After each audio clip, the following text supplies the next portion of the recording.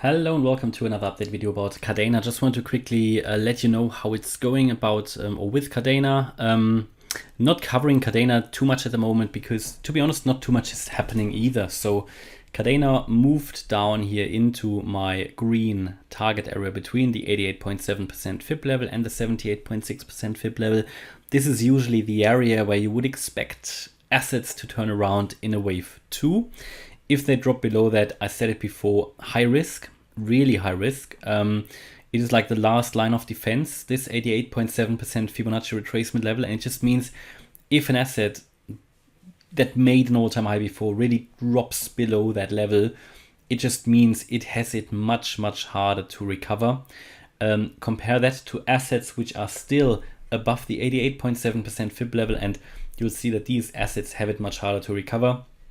It just means that when the price drops that much, you will need, depending on how much it really will drop, you will need much, much more money to really bring it up again. Let's say it really drops to, let's call it here that previous swing low at 45 cents, that peak here, that might actually have been a glitch on the exchange, but let's just assume it.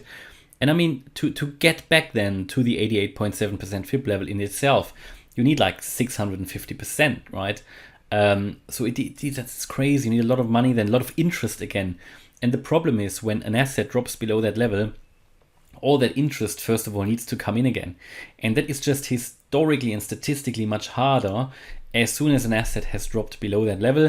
If it drops only briefly, not a problem. Can it recover quickly? All good. But if it stays below it for a longer period and if it manifests there, it will just be difficult. And therefore all the assets or all the cryptos that dropped below that level, I see a little bit more critical. Now, it doesn't mean it will never recover, but it means it will have a much more difficult time to recover. It is a risk that in the next bull run it won't make a new all-time high, and that needs to be clearly observed. One crypto that has done exactly that is, for example, XRP. In the last bear market, it has dropped below that 88.7% FIB level, and it hasn't made a new all-time high in the 2021 bull run. Another one is, for example, IOTA. And I did mention in previous live streams, in those public live streams that I did when the crash happened, actually, on the 12th of May, I did mention a lot of these altcoins that have actually dropped below the level. And of course, I will update you about how it's going for them. The thing is just, personally, I would not sell. I own KDA as well, not too much. I've split my risk across different coins, and I focus a lot, for example, on Cardano and Bitcoin, but on Ethereum as well. But the coins that have dropped below it, I personally will hold my coins and wait for the next bull run, and then just see how much do they recover. And any crypto that doesn't make a new all-time high, I'm probably going to get rid of. That's just my strategy, how to deal with it, because they will probably recover.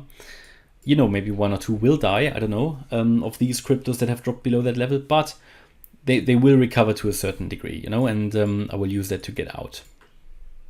Okay, it has dropped in a long correction, obviously below that level. It has tried to get back above the 88.7% FIB level. That is, by the way, at $3.49.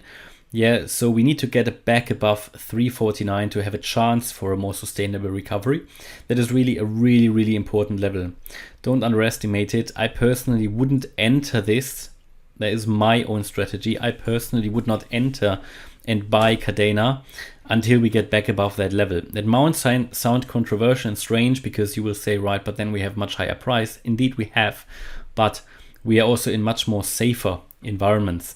Yeah, in this area where we are here, this is where assets can die. Yeah, and again, I'm not telling you it will die immediately, and I'm not telling you it will die at all. It is just to flag up the risk, because if I was shilling cryptos here like everybody else, this is how people burn their fingers, right? So I try to tell you how it is, tell you the risk, yeah. And again, I'm not telling you that it will die. I'm not telling you it will die for 100%. I don't tell you that all cryptos that drop below that level will die. No, if they recover together with other cryptos, and if they get back above, all good, all good. But it is just increasing the risk here. And currently, in this overall correction here, we would need to assume that the wave 2 is ending somewhere down here. It might have ended already. Personally, I don't think it has ended. My concern with Kadena is that if there really is another dip, as I actually expected for most cryptocurrencies, Also because we haven't made a new swing high, and we get to that in a minute. Where does it really want to go to? I mean, it could go just to the previous swing low at 139.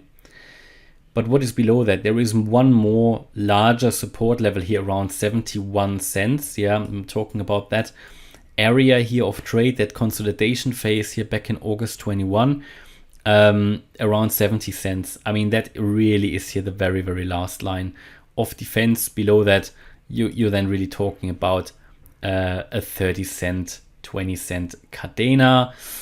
That means problems. Yeah, you know, maybe we drop to 30 cents, but even then, you know, where else does it want to go to? I mean, the chart history here, I don't even know if the chart history started here, but, you know, should we really drop below 70 cents, which I don't really want to think about yet, then, I mean, I'm going to lose probably every trust here in Kadena. I would probably even lose trust into Kadena if we drop below $1 and here this swing low, I think around about 137, 135. So it should ideally hold that level, but I don't think it will. I think it will drop to 70 cents, to be honest, the way it looks at the moment. But it is not good if it does that, yeah. If it doesn't make a new swing high, we will technically still remain to be here in a downtrend. You can draw a descending trend line here. And as long as we are below this level, it means we are going to go down further. A breakout above that level might be short-term bullish, yeah. And the next target, should we break this level, would be the 88.7% fib level here, that $3.49 level, $3.50. If we get above that, next resistance would be here $6.37. So you can see we can then move the fib ladder up to the next level. For now, as I said, we are in a downtrend, going down, making lower lows and making lower highs at the moment. Overall, looking here on the daily chart, let's go to the daily chart. Let's look at some of these indicators. You know, you can see here that the bearish momentum is still there on the ADX. That is a momentum indicator, a trend indicator. Without surprise, you know, we are going down. On the RSI on the daily as well, the RSI is still fairly low. It's not oversold anymore, but it is still fairly low in that bearish range, highlighting that downtrend. MACD did go up a little bit, but it's already losing steam. As you can see here, most cryptocurrency MACDs on the daily did go up in the last few days and couple of weeks, but they are now starting to lose steam. And if that is turning further to the downside, that could reflect in the price in further price drops. 4-day chart as well, you know, bearish here, making even here now lower highs again on the RSI. The MACD also showing that short signal here, and the ADX showing short signal. The 4-day MACD, yeah, reducing negative momentum at the moment. That could become something good. You know, we could see really here a bearish divergence on this 4-day MACD, but only if, you know, you see we're making higher lows on the MACD while making actually lower lows on the price. But this is a good indication, but now we need to see if that together coupled with a massive price increase, yeah, and a bullish impulsive move to the upside, which would be a 5-wave move, then we can look at that, you know, we can look at that. But also I would want to see the price move above the 88.7% fib level at 349. And ideally, you know, really downward pressure would be reduced first of all as soon as we get back above here $8.50, that swing high here, and then very importantly $17. Now we're far away from that now, but that would be the wave B high. As soon as you get above that, that would take a big chunk of the risk of the prices still dropping, but yeah, we are far away from that. Overall, yeah, indicators rather bearish, even though we start to see a bullish divergence on the 4-day MACD, but the price does not reflect that yet. Yeah, and overall, I think I gave you here the key resistance support levels. And in terms of looking at the VPVR, that will be important. And you can see actually this spike of historical volume is really down here. As I mentioned, actually around that 30-cent level. So in the worst case, if we really lose the 70 cents, by the way, there is also a volume spike. Yeah, that will be support. There's even a volume spike here at around $1.65, so that will be support as well. We can see that here actually on the weekly chart, here that swing low. Then we had the 70-cent level swing low, and here that 30-cent level swing low. These are key levels of support that need to hold, you know, with the 30-cent one being the last one. So at the moment, it's not looking good really for Kadena overall, and I think we still see here further lower prices, and we don't really see anything changing to bullish momentum. Yeah, even here on the weekly, you can see the RSI going further down, still a short signal on the ADX on the weekly, and the MACD on the weekly also still moving sideways, but in the red range. So yeah, still no recovery yet. Yeah, a lot of red candles here on the weekly. You can see that actually on the chart.